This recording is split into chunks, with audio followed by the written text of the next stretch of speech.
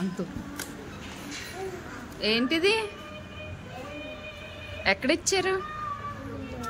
గట్టి చెప్పు. చూడండి, మా పాపకి 4 days బ్యాక్ ఎత్తుకో ఫస్ట్.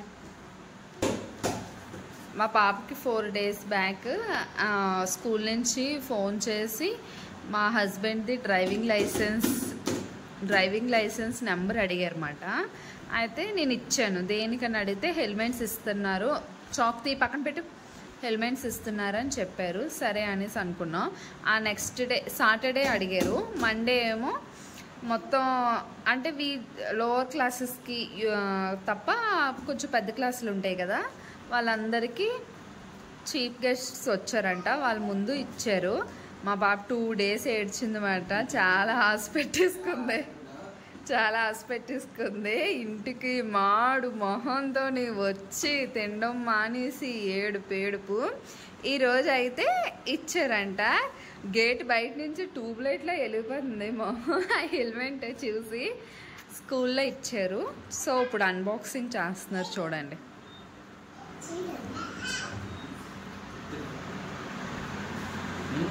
మధ్యలో మా బాబు అడావిడ ఒకటే. చాకు పిల్లుడు ఇచ్చేసి అదిగా చాకు ఇచ్చి.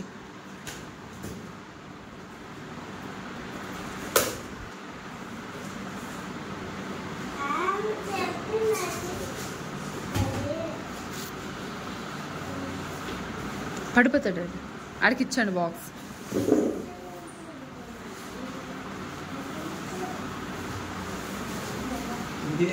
వావ్,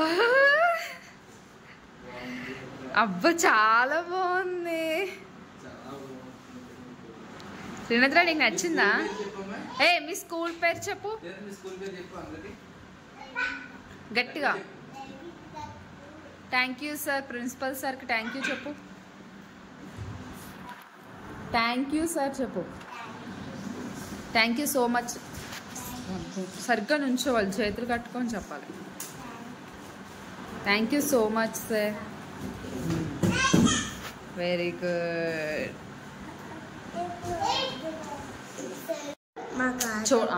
చూడండి, హెల్మెట్ ఇచ్చారు మా పాపకి. ఎంత బాగుందంటే చిన్న హెల్మెట్ మాట. అంటే చిన్నపిల్లల సైజు చిన్న హెల్మెట్. క్వాలిటీ కూడా చాలా బాగుంది, చాలా గట్టిగా ఉంది. అదిగోండి. హ్యాపీయా? నచ్చిందా? కలర్ నచ్చిందా? ఇదే బ్లూ, స్కై బ్లూ. సో అంటే స్కూల్స్లో ఇలాగా హెల్మెట్స్ ప్రొవైడ్ చేయడం కూడా చాలా మంచిది మాట. అదే ప్రిన్సిపల్ సార్కి థ్యాంక్ యూ చెప్పుకుంటున్నాం. ఏంటంటే ఇప్పుడు బైక్ మీద వెళ్తున్నప్పుడు ఇప్పుడు ఎక్కువ పిల్లలు కూడా జర్నీ చేస్తున్నారు కదా. సో బైక్ అయితే డ్రైవ్ చేసిన వాళ్ళు మాత్రమే హెల్మెట్ పెట్టుకుంటున్నారు.